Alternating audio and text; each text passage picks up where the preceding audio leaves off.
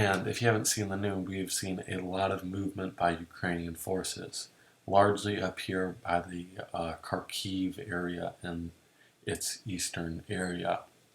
This was done by a surprise attack by the Ukrainians, which forced Russian forces to fall back in a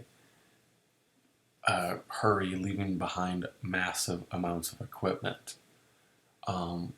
It's yet to be seen how much Russian forces were able to destroy, as you do see in some videos of it. Lots of equipment's by the roads, but some of it may have internal destruction or external destruction, leading to Ukrainians not being able to use as much of it as it may seem from just a pure video standpoint.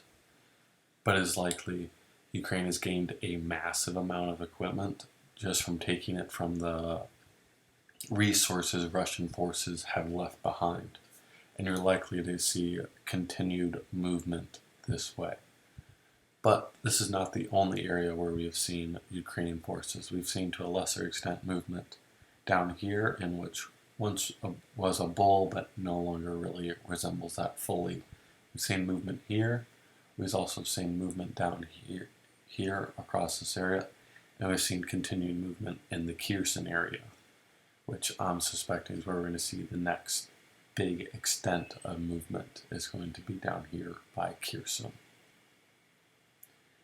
So, what does this mean in terms of supplies from Western nations? I bet we're going to see more of it, because this has showed that Ukrainian forces are capable of using Western weapons to defeat Russia on large-scale battlefields.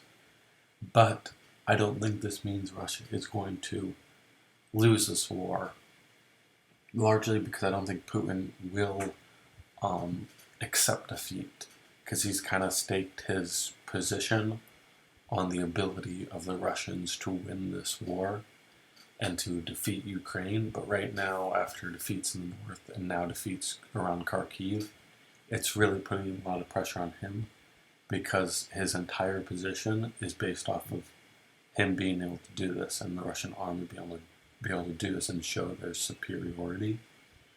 And that is clearly not being demonstrated.